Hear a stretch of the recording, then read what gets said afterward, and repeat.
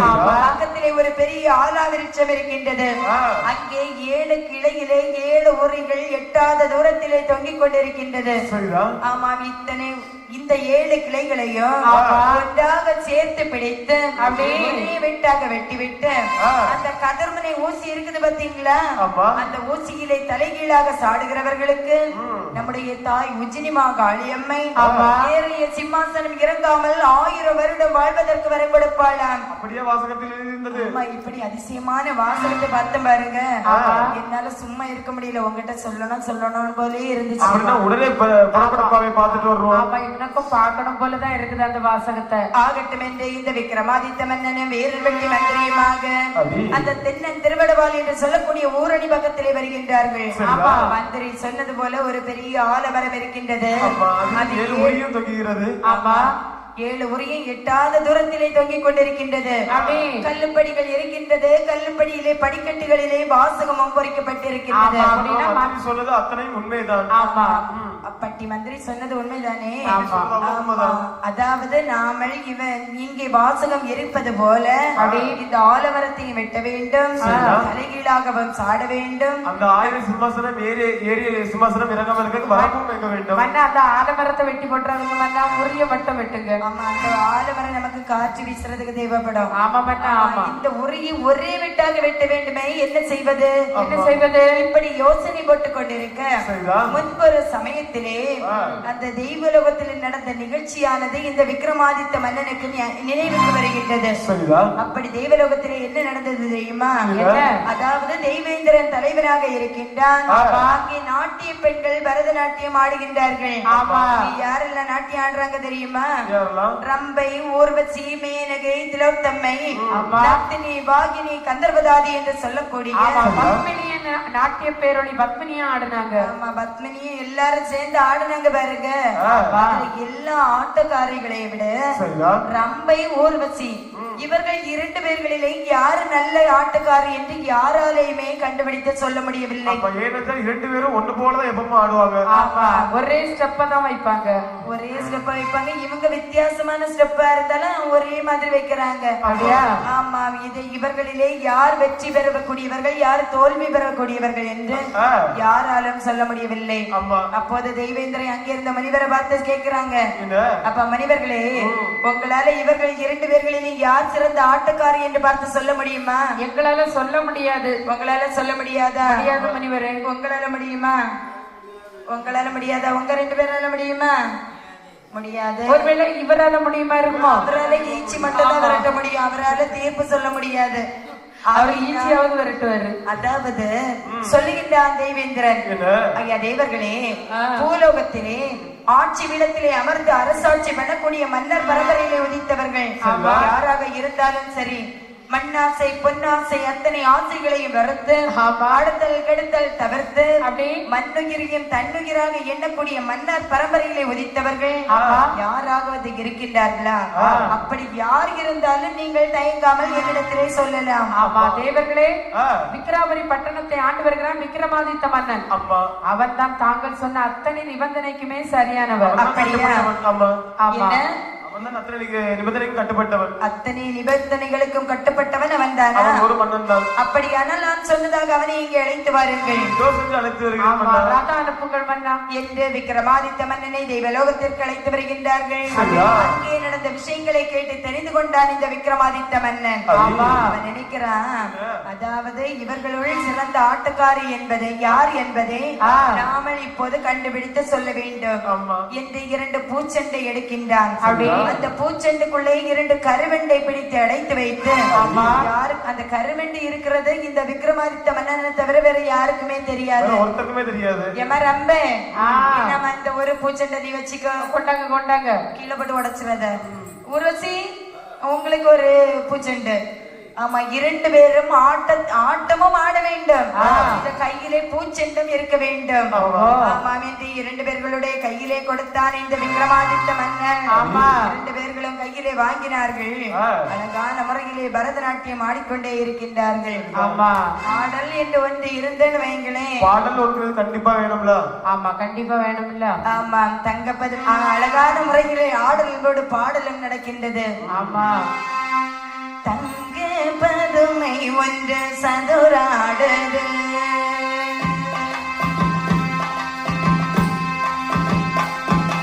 தங்க பதுமை ஒன்று சதுராடுது. அதில் சந்தன பொற்குழம்பு இணைந்தோடுது. தங்க பதுமை ஒன்று சதுராடுது.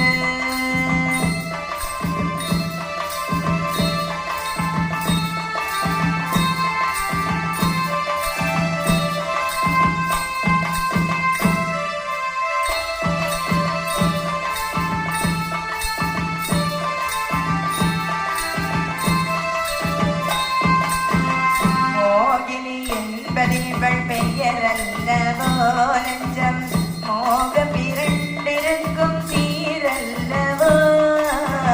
மோகினி என்பதிவள் பெயரல்லவோ நெஞ்சம் மோகம் இரண்டிருக்கும் சீரல்லவோ. மாலவன் பெண்ணு கொண்ட மனமல்லவோ இந்த மனதை மயக்க வந்த சிலையல்லவோ என்று பதுமை ஒன்று சதுராடுது.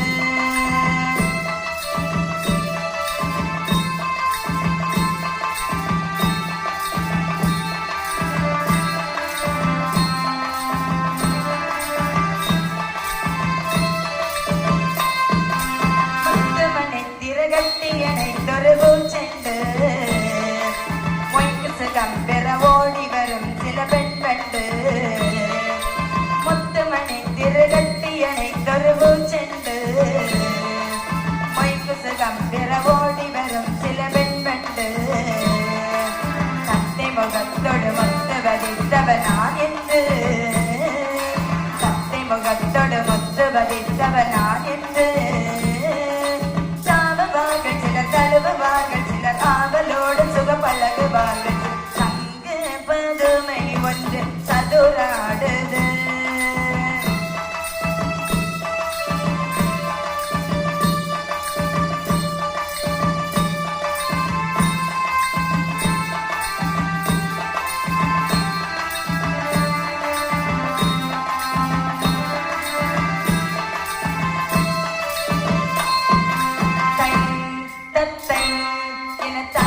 கால்களில் மண்டப மார்பிலே தத்தை என ஆடிட நாடகமாகிறமே. தை தத்தை என தாவிட கால்களில் மண்டப மார்பிலே தத்தை என ஆடிட நாடகமாகிறமே.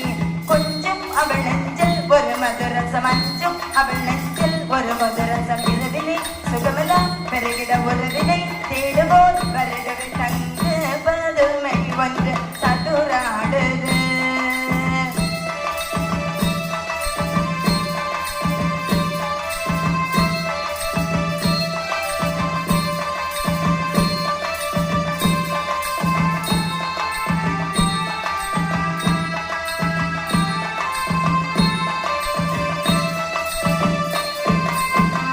கனியை பிளந்து வைத்த கலசங்களும் இன்ப கள்ளில் அரைத்தெடுத்த வடிவங்களும். கனியை பிளந்து வைத்த கலசங்களும் இன்ப கள்ளில் அரைத்தெடுத்த வடிவங்களும். இலையில் மறைத்து வைத்த மலர் பந்தலும் இங்கு எவரே தும்போதிடரும் இதழ் வண்ணமோ கொண்டு. தங்க பதுமை ஒன்று சதுராடுது.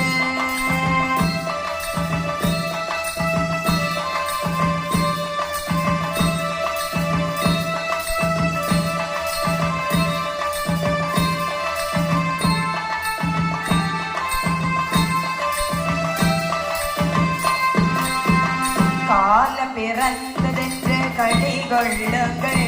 உங்கள் கவலை முடிந்ததென்று மொழி சொல்லுங்கள். காலம் பிறந்ததென்று களி கொள்ளுங்கள். உங்கள் கவலை முடிந்ததென்று மொழி சொல்லுங்கள். தீவர் உலகில் தீர நாள் காணுங்கள். இந்த தேவி துணையில் பல நாள் பாடுங்கள். தங்க பதுமை ஒன்று சதுராடுது. அதில்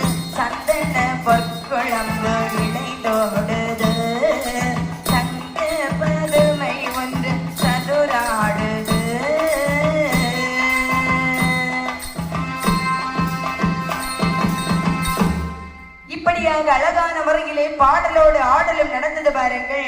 பார்த்த இந்த விக்ரமாதித்த மன்னன் எல்லாரும் ஆடலை பார்த்தார்கள், ரசித்தார்கள். ஆமா, போயிட்டாங்க. ஆமா, போகல, அங்கேதான் உட்கார்றாங்க. இனிமே இல்ல, போட்டிக்கு முடிவு தெரிய போகுது. அதனால அப்படியே இருக்காங்களா? ஆமாம், இந்த விக்ரமாதித்த மன்னன் கையிலே பூச்செண்டு கொடுத்தார் பாருங்கள். இரண்டு பேர் கையிலே இருந்து வாங்குறாரு. வாங்கி பார்க்கக்கூடிய சமயத்திலே ரம்பை கையிலே இருந்த பூச்செண்டானது அப்படியே கசங்கி போயிருக்குது. ஆட்டத்துல அப்படியே கசங்கி. ஆமா, அது ஏன் அப்படி கசங்கிட்டு? ஆமா, ஊர்வசி கையிலே இருந்தது கசங்காமல் அப்படியே இருக்கின்றது. ஃப்ரெஷ்ஷா இருந்துச்சு. ஆமா, ரம்பை கையில மட்டும் ஏன் கசங்கி இருந்தது தெரியுமா? அதாவது ஆடிக்கொண்டு இருக்கக்கூடிய சமயத்திலே உள்ள இருந்தது பாத்தீங்களா கருவண்டு. அந்த கருவண்டானது ரம்பையின் கையை கடித்து விட்டது.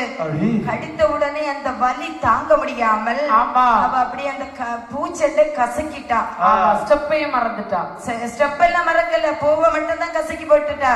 ஸ்டெப் போட்டுட்டா. இந்த ஊர்வசி, அதாவது ஊர்வசி என்ன செய்தா தெரியுமா? ஊர்வசி கையில இருந்த பூச்செண்டை கசக்கிட்டா. ரம்பை கையில இருந்த பூ அப்படி கசங்காமல் அப்படியே இருக்கின்றது. ஊர்வசி கையில எப்படி இருக்குது? ஊர்வசி கையில எப்படி இருக்குது பூ? அப்ப ரம்ப கையில தான் கசங்கி இருந்துச்சு. ரம்பைக்கு தான் கசங்கிட்டு. சரி, இப்போது ஊர்வசியானவள் பூச்செண்டு ஏன் தெரியுமா கசங்காமல் இருந்தது? அவளுடைய ஆட்டத்தின் அபிநயத்தின் காரணத்தினால் பூச்செண்டு அவளை கடித்த பிறகும் கூட அந்த வலி அவளுக்கு தெரியவில்லை. ஆமா, அவள் முழு மனதோடு ஆடினாள் பாருங்கள். அதற்காகத்தான் எந்த ஒரு தொழிலை செய்தாலும் அது முழு ஈடுபாடோடு செய்ய வேண்டும். ஈடுபாடு செய்யணும்.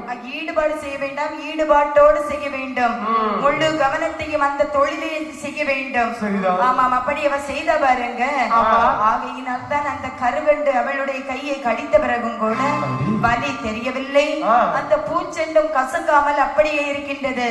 இப்படியானால் யார் அந்த ஆட்டத்திலே சிறந்த ஆட்டக்காரி? ஊர்வசியா தான் இருக்கும். ஆமாம், ஊர்வசி தான் சிறந்த ஆட்டக்காரி என்று தீர்ப்பை சொல்லுகின்றான் இந்த விக்ரமாதித்த மன்னன். பார்த்தார் அந்த தேவேந்திர பார்த்தான். தேவர்களாலும் மூவர்களாலும் சொல்ல முடியாத இந்த தீர்ப்பை இந்த நாட்டை பூலோகத்திலே ஆண்டு வரக்கூடிய நாட்டை ஆளக்கூடிய விக்ரமாதித்த மன்னன் இந்த தீர்ப்பை அழகான முறையிலே சொல்லிவிட்டார். ஆகையினால் விக்ரமாதித்த மன்னனே, நீங்கள் எந்த நேரத்திலே, எந்த சமயத்திலே, எந்த தேவர்களை நீங்கள் துணைக்கு அழைக்கின்றீர்களோ அவர் உங்களுக்கு நீங்கள் நினைத்தவுடனே வருவார்கள். இப்படி ஒரு வரத்தை கொடுத்தார் அந்த தேவேந்திரன். அன்று கொடுத்த வரம் இன்னைக்கு ஞாபகத்துக்கு வருது. இப்போது அது உதவுது. ஆமாம், அந்த நேரத்திலே இந்த விக்ரமாதித்த மன்னன் வாயு பகவானை அழைக்கின்றார். சுழல் காற்றாக வீச செய்தான். ஆமா, வாயு பகவான் வந்து அப்படியே சுழல் காற்றாக சுழற்சி சுழற்சி வீசுறாரு. ஒரே சுழல்வதான். ஆமாம், இந்த விக்ரமாதித்த மன்னன் ஒரு கிளையிலே ஏறி, ஒரு உருகிலே போய் ஏறி உட்கார்ந்தான். ஆமா, காற்று சுழற்சி சுழற்சி வீசிச்சு பாத்தீங்களா? போல் ஆடி அப்படி ஏறு உரையும் ஒரே பிடியா பிடித்தான். ஆமாம், 7 உரிகளையும் ஒரே பிடியாக பிடித்தான். உரைவாளை உருவினான், ஓங்கி ஒரே வெட்டாக வெட்டினான். ஒரே வெட்டாக வெட்டிவிட்டு அப்படியே அந்த சுனையிலே கதிர்முனை ஊசி நாட்டப்பட்டு இருக்கிறது தெரியுமா? அந்த சுனை பக்கத்திலே வந்து தலைகீழாக அம்மா என்று சாடுகின்றான். அம்மா என்று சாடினான் பார்த்தீங்களா? அந்த சமயத்திலே ஆதாளி வடிவெடுத்து வடிவெடுத்து மன்னவனை ஏந்தி கொண்டு அழுதி கொண்டான். மன்னவனை ஏந்தி கொண்டு அழுதி கொண்டான்.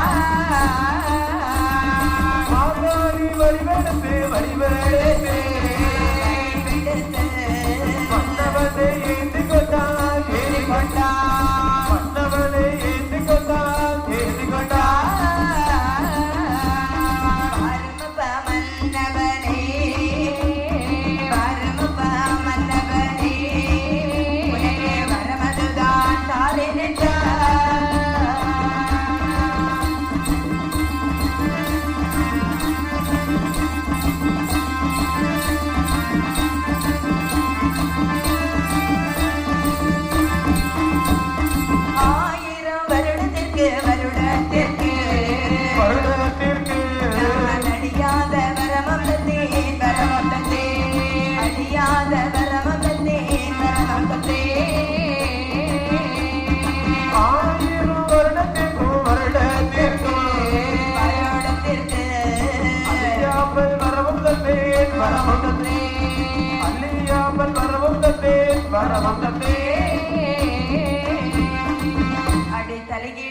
அம்மா என்று சொல்லி கீழே சாடினான் பாருங்கள். ஆமா. அதாவது 10 மாதம் சுமந்து பெற்ற தாய் ஒரு குழந்தை கீழே விழப்போகக்கூடிய சமயத்திலே அதை பார்த்துட்டு கண்டு கொள்ளாம அப்படி விட்டு விடுவாளா?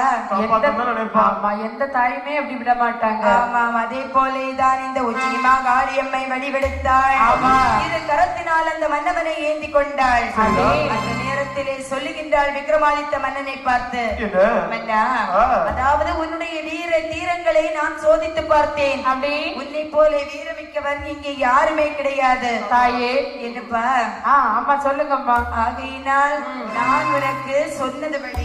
ஆமா, 1000 வருடங்கள் ஏறிய சிம்மாசனம் இறங்காமல் வாழ்வதற்கு வரம் கொடுத்தேன். சந்தோஷம் அம்மா. சந்தோஷத்தோட நீ திரும்பி போப்பா. ஆமா, நான் வீட்டுக்கு போட்டா தாயே. நீ போயிட்டு வாப்பா, சந்தோஷமா போயிட்டு வா. ஆமா அப்படின்னு மனைக்கு வந்துட்டான்.